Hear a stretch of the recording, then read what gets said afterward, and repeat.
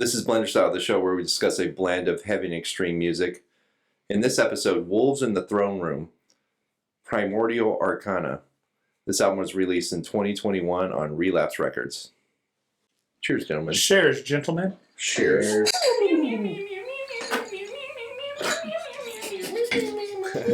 So, Nate, this is your pick. I'm not very familiar with this band, Wolves in the Throne Room. Just a couple songs here and there, videos or whatever. Mm-hmm. What brought you to Wolves in the Throne Room? Wow. First time I ever heard Wolves in the Throne Room, a friend of mine showed them to me. And to be truthfully honest, I was listening to black metal, but I was just listening to everything that everyone, first recommends, Like if you search which black metal. Burzum, Bathory, and you know what I mean? Mm-hmm. Dark Throne and stuff. And then somebody showed me Wolves in the Throne Room. And it clicked for me. So I think the first time I ever heard it, it has to be like something probably off of Celestial Lineage, I believe it was called. Mm-hmm. So, but I've liked them for many years, yeah. Are you familiar with Wolves in the Throne Room? No, I'm not. I think the first time I heard him was when we did the single song, Mountain Magick. Mountain Magick, yeah. Yeah. Which is a cool song. It was pretty good. But yeah. The video's cool too. Yeah, it was a pretty decent video. But yeah, I've never even heard him until then. So I would call this atmospheric American black metal. Perfect. Yeah, that's exactly what it is, right? Mm-hmm. I think that's how we described him, or you described him last time too. It's definitely like black metal with like a post-rock What layer did you- to it. Yeah, it's almost like post-black metal or whatever. But what did you call it? You called it something last time. Oh, they call it Cascadian black metal. Cascadian black metal. I think bands that are from that area and stuff like that. This is from Olympia, Washington, the Pacific Northwest. Mm-hmm. And it's weird that it has that sound. Oh, I mean, you definitely hear where they're from. I've been to like Seattle, and I used to live in Olympia. yeah. And this totally gives off that vibe. It rains constantly. I don't know that it rains constantly, but there's like where I live, there's a lot of forest, and this really gave off that forest vibe. Like almost like you're sitting, you're out there hanging out in the forest right as the sun's either going down or coming up. It's that kind of moment between dusk and you got the haze on the ground kind of thing. It's weird. Like you feel this, you feel your environment with this album. It's like 100%. Like Norwegian black metal sounds like Norway, and this sounds like the Pacific Northwest. Yeah. Wow. So I would say Norwegian black metal feels like I would assume Norway feels. I've never been there, so I can't say it. But I've been to Olympia, or I've lived in Olympia. You've been to Seattle, kind of the same thing. So we could honestly say that this really feels like the area. I would agree because, I mean, if you really think about it, like Norwegian or Swedish black metal, it's very chilling and cutthroat, Yeah, cold as fuck. Cold, exactly. And, Wolves in the Throne Room is very open. It's very bright even at times. But there's like a shitload of rain. Exactly. But you know what I mean? It has that... I never really thought of it that way. There's but a ton of atmosphere. For sure. There's a lot of atmosphere and ambience, like a ton of reverb. Reverb driven, for sure. Everything's so kind of in the reverb. background. Mm-hmm. It's a landscape of sound. A landscape of sound's a really good way of putting it. Perfect. It kind of reminds me of Burzum, bringing it back to like Norwegian black metal. Like Burzum is one of these black metal bands that does the more atmospheric kind of stuff. And it kind of harkens back to that, except the production value is like 1,000 times better. Yeah, for sure. And there's like keyboards, like synthy parts. And the vocals are like screechy, but in the background, again, the ambience. Yeah, it's just dissonant. It's like the mist or the, you know what I mean? Like I agree with you. It's nature. You know those like those old school like glass paintings you used to see like at Disneyland and stuff, where they have like the different layers of the glass, and like there's a drawing on each one to give that thing. The cells or whatever. Yeah, the vocals are like the third cell back from the front. That's funny. It's totally true. And so to bring up the vocals real quick and the sound, the screechingness and the vocals are kind of like the same in all the Wolves in the Throne Room albums. But within this album, there was actually some guttural vocals that were going on. They like were lower layered and stuff. Yeah. And, it gave it almost a little death metal-y vibe in certain areas. It's definitely atmospheric through this whole thing, but Yeah, It so gets aggressive in some parts. I would agree. There was some really like kind of curdling, kind of almost like you'd hear in like a horror movie, kind of blood curdling, or they would describe it as like a blood curdling scream or sounds on this.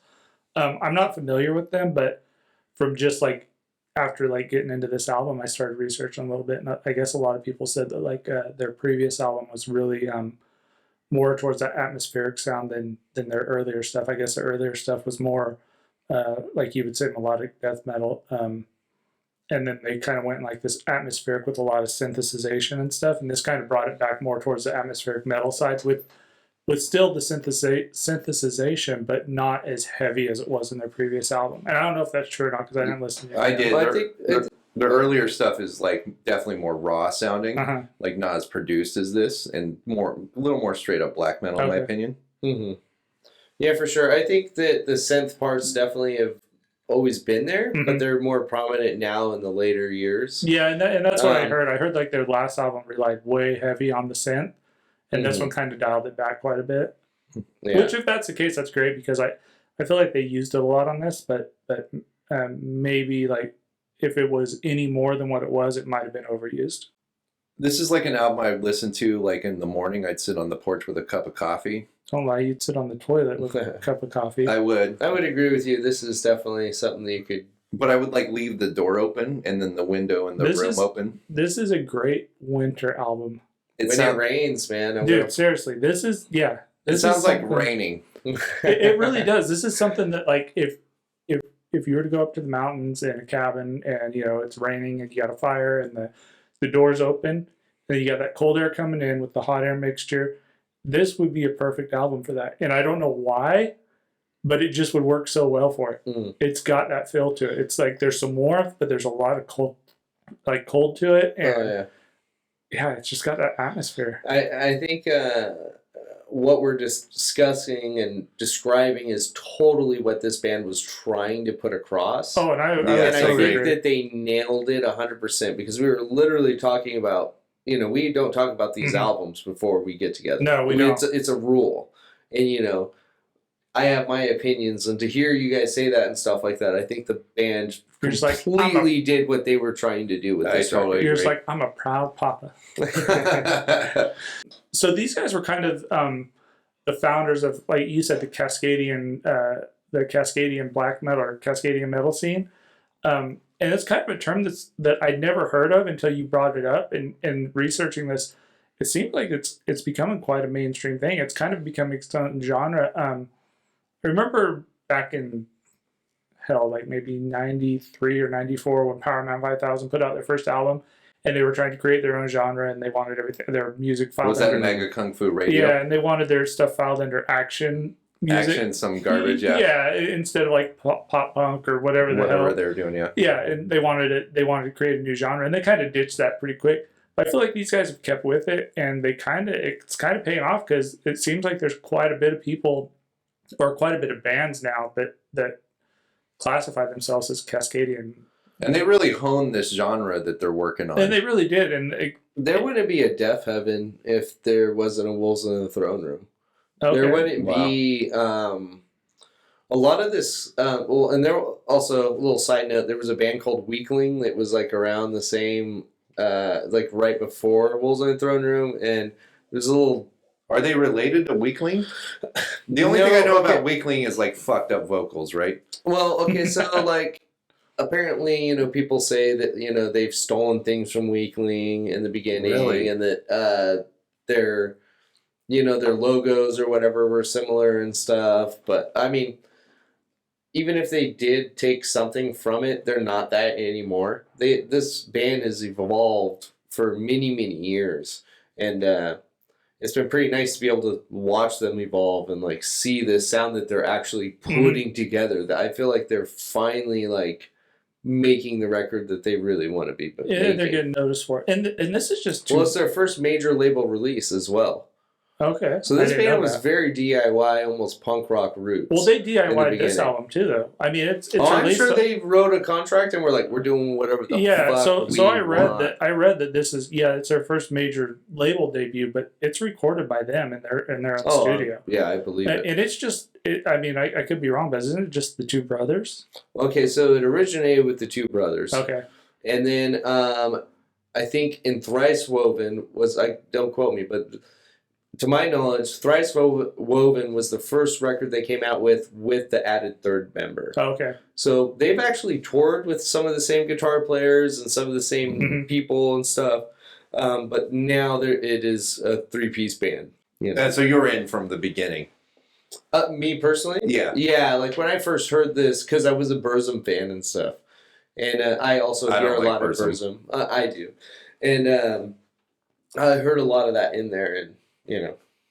So yeah, this is definitely atmospheric black metal. What'd you like about it, Casey? Because this is not like a genre you normally get into, right? No, this isn't. So I feel like this has like kind of two different listening experiences for me. There's the foreground where you're really paying attention to it, then there's the letting it play in the background thing, and it's two completely separate experiences. But either way, the guitar work is good throughout it. It almost has like there's some parts in there where it sounds like you're playing like an old like NES or Sega Genesis game where they have those heavy guitar like violin almost synthy sounding guitar things for the hero of the game when he gets into a crazy fight, maybe Mega Man or Rygar or something. I feel you. So there was that, and then there's some really good synth work throughout it.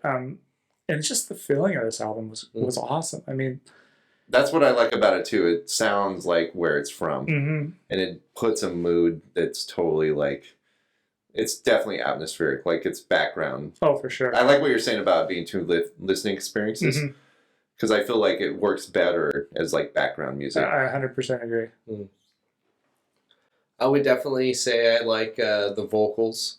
I like that they got a little more diverse on this record with the vocals.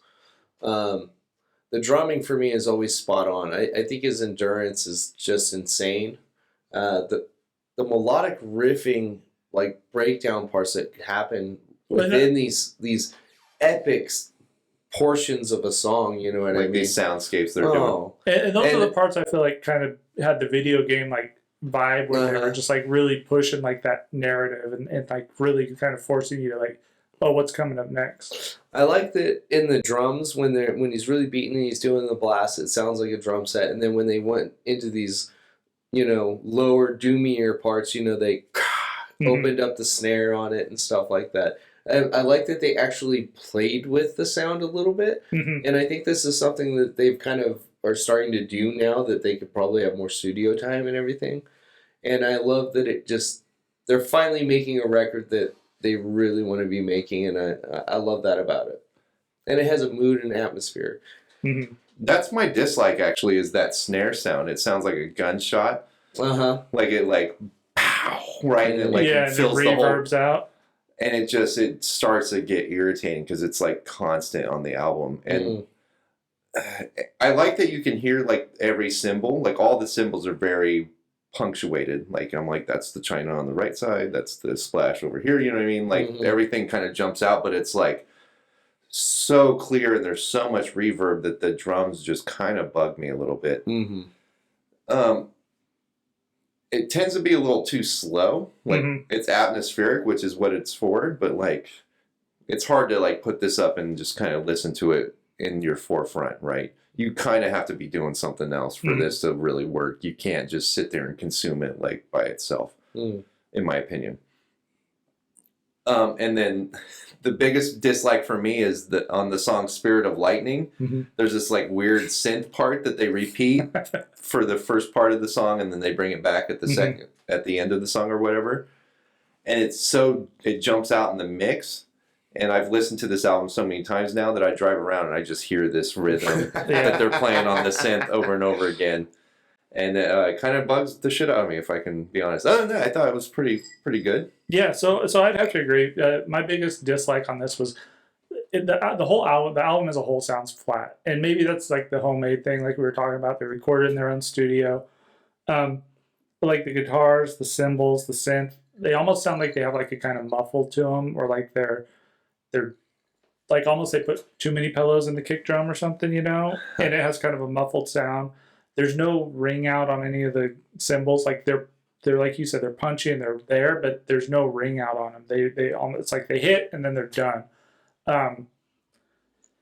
There's too much reverb and chorus on this, like on the vocals, like, and maybe that comes back to the, like you said, the ambient or the actually sitting down listening to it. So all my ratings on this are set, and my notes are based off me sitting down and paying 100% attention to this album and listening to it. I caught myself having to restart this thing probably 7 or 8 times because You'd get lost. I would get sidetracked. I'd lose interest in it and start, oh, I'm going to go check this, or oh, I'm going to go do this. And I'm like, oh shit, I'm supposed to be reviewing this album. It was really hard to sit through, and it didn't keep my attention.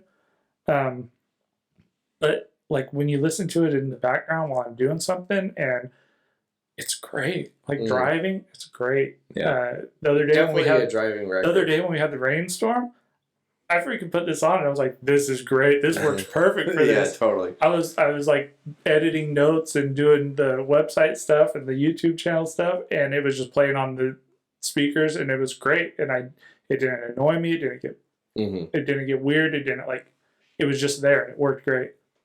But yeah, that's really my only dislike. What about you, Nate? My dislikes are that it is a little too cute and a little too nice. I wish it was a little bit more edgy sounding in some parts. And, but yeah, that's my dislikes. I really don't have too much to dislike about this record. What would you rate it though, Matt? I give this a 3.1 out of 5. It's a great atmospheric black metal album, but it doesn't really blow me away. 3.1. What about you, Casey? So I give it 2 separate ratings, really. I mean, if you think about it, I gave it a 2.3 if I'm sitting there listening to it. Like I said, it couldn't keep my attention. It drags. It's kind of boring if you're paying attention to it. But what's your real rating? But if this is playing, playing in the background, Which is how it should be. which is where it should be, I'm probably at like a 3.2 with it. Yeah, I think it's a decent album, but it doesn't work as something to sit down and listen through. What about you, Nate? So I give this a 4.5. I love that it starts and ends and feels like a ritual. I love that I can feel nature. I love that I feel the chill to the bone when I listen to this. It's a mood record. So I know when I'm going to listen to this. It might not be for, months on end, but the time and place, I'm going to know when to put this record on. So I give it a 4.5. This is Blenderstyle. That was Wolves in the Throne Room, Primordial Arcana. Wolves in the blender!